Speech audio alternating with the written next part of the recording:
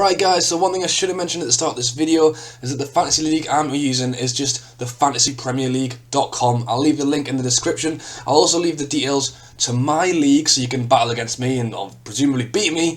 You can also get the app, which is free. It just makes things so much easier when you wake up in the morning and want to change your team. But yes, I hope my video helps and I'll catch you in a bit. Hey guys, how's it going, and welcome to a new video. So today we are looking at the Fantasy Premier League. It's starting up next weekend or weekend coming. I'm here to give you the top 5 tips and tricks for basically building your Fantasy Premier League. So you're probably looking at that team now and thinking that looks pretty bad and it doesn't look amazing. I'm going to make some changes in the next week, but with the next bits and tips and tricks, hopefully it'll explain why it looks a bit rubbish, but it hopefully might not be as bad as it seems. Okay, so tip number 1 is goalkeepers. One thing with goalkeepers is obviously you want one from a good team to get the clean sheets, but it's not always best to pick a keeper from the big clubs. So for example, De Gea, Joe Hart, Czech, they are all a lot more expensive, or about $1 million or so more expensive than you'd want to spend on like a keeper, say Butland from Stoke, who is cheaper, but Stoke have got a good defensive record. The thing is as well, you get points for saves. So if you're a keeper at a bad team, every 3 saves you get a point, and also you have to concede, I think basically about 5 goals before your player actually drops into the minus. If you buy a really expensive goalie from Man U, De Gea, and he concedes a goal against like a rubbish team, like you've spent a lot of money on him and then he didn't get a clean sheet anyway. So yeah, basically tip number 1 is spend money on a cheap-ish keeper who will hopefully get some clean sheets. He'll also make a lot of saves, and you haven't put a lot of money into a goalie that could just 1 goal and he's lost the 6 points. He's only getting 2 points.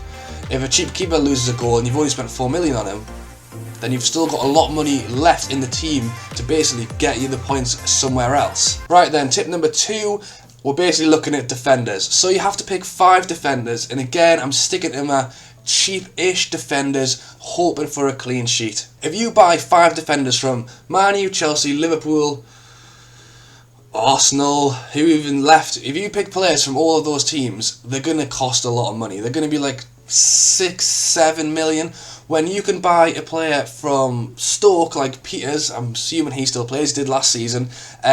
He plays every game, or he did last season. I'm not a massive Stoke fan, so I'll have to check it, but he played every game and he costs 4.5 million. The thing is, when you're picking 5 defenders, if you pick 5 from all right teams and they all play and they all don't cost very much, again, you've got 5 players you can just swap in and out. And as you can see from my formation, I only play 3 at the back anyway. So I've got 5 players, I'm only choosing 3 a week. So yeah, tip number 2, 5 defenders who all play, who are all cheap, and you can just move them in and out when you want. Right then, tip number 3, we're looking at the midfielders. So because we've tried to save as much money as possible on goalkeepers and defenders, it means we've got a lot more money to spend going forward. What you want to be doing with your midfield is obviously picking 2 or 3 big dogs who you're going to play every game. So Payet and De Bruyne are my 2. Townsend I'll probably leave in for as long as he's doing well. And then for your cheaper 2 midfielders, you want to be looking at basically players from a not as good team, but always play and take free kicks, or maybe even the penalty taker if they're not worth much money. The thing is, although we've saved as much money as possible going forward, players like De Bruyne and Payet, and soon to see Aguero and Ibra, cost so much money on this game.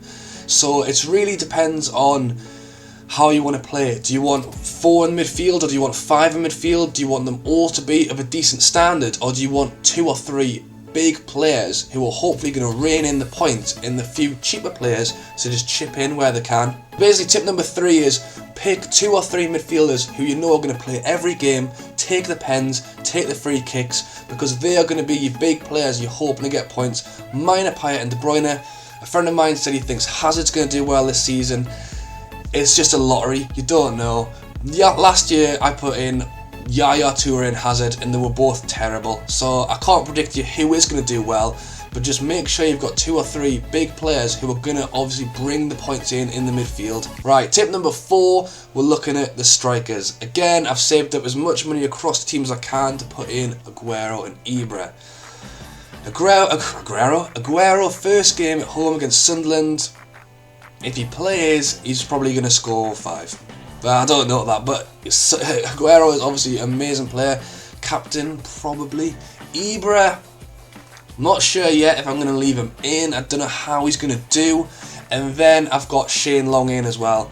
Pella left Southampton, so I think Long is a good shout for a starting place, and he only costs 6.5 million. Another way to do it with your strikers is, because obviously Aguero cost 13 million, Ibra was 11.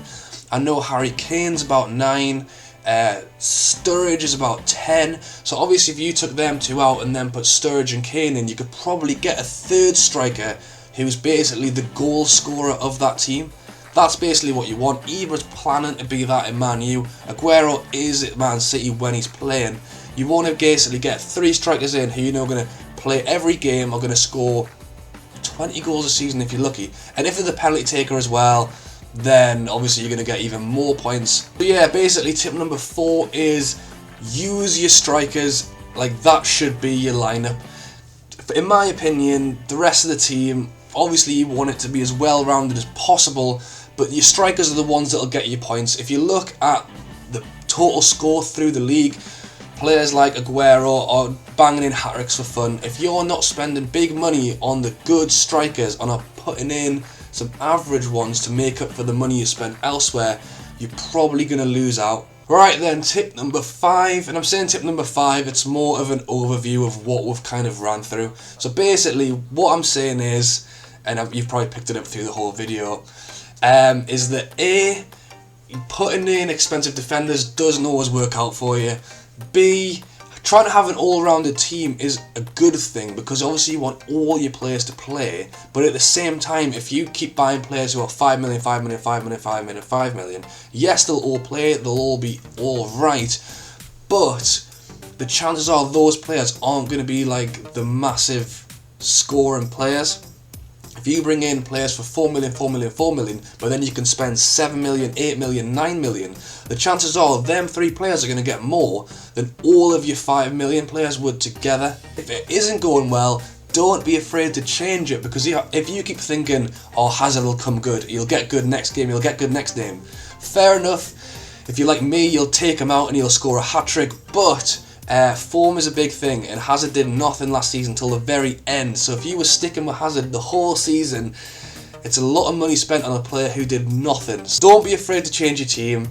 Put the big players in if you can, and if it's not going well, just mix it up and do what you can. But I hope this video has helped. Take advice from my team, but like I said, it's up to you guys. But I do have my own league. I probably showed a link of this at the start. Join it, and we'll see if your team can do better than mine. I wouldn't be surprised if it did, but it's just a bit of fun. But yeah, guys, thank you for watching. I hope I've helped, and I'll catch you guys next time.